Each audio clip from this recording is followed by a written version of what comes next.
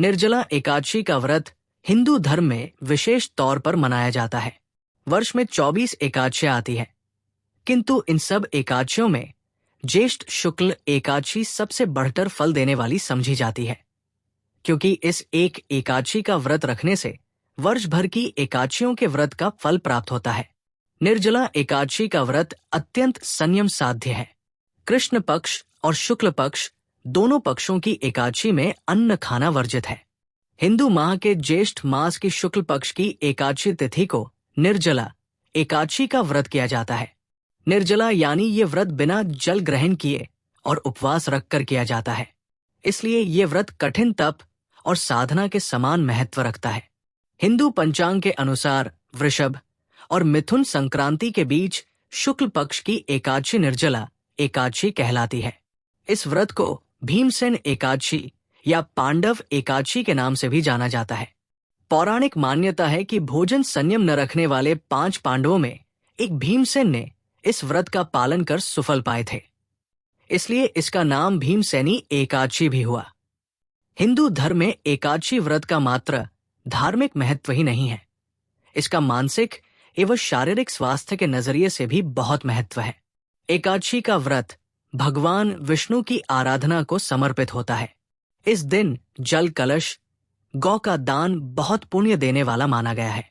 ये व्रत मन को संयम सिखाता है और शरीर को नई ऊर्जा देता है। ये व्रत पुरुष और महिलाओं दोनों द्वारा किया जा सकता है। वर्ष में अधिक मास की 2 एकादशियों सहित 26 एकादशी व्रत का विधान है, जहां साल भर की अन्य 25 एकादशी व्रत में आहार संयम का महत्व है।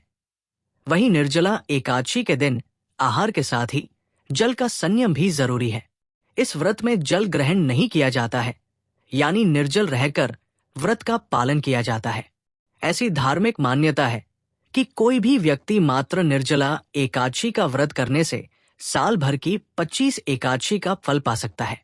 यहाँ तक कि अन्य एकादशी के व्रत भंग होने के दोष भी निर्जला एकादशी के व्रत से दूर हो जाते हैं। कुछ व्रती इस दिन एक भुक्त व्रत भी रखते हैं, यानी सायं दान दर्शन के बाद फलाहार और दूध का सेवन करते हैं। इस व्रत में एकादशी तिथि के सूर्योदय से अगले दिन द्वादशी तिथि के सूर्योदय तक जल और भोजन का त्याग किया जाता है। इसके बाद दान पुण्य आदि कर इस व्रत का विधान पूर्ण होता है। धार्मिक महत्व की दृष्टि से इस व्रत का फल लंबी उम्र, स्वास्थ्य देने के साथ साथ सभी पापों का नाश करने वाला माना गया है।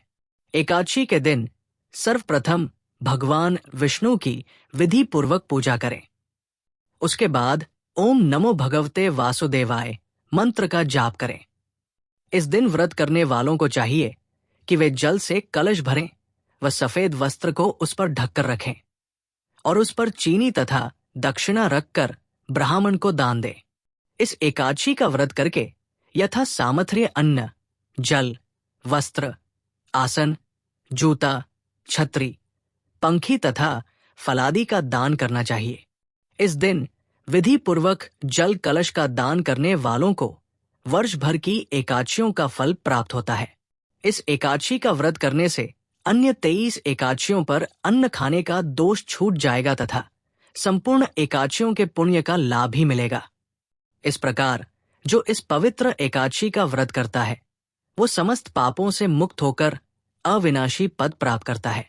भक्ति भाव से कथा श्रवण करते हुए भगवान का कीर्तन करना चाहिए।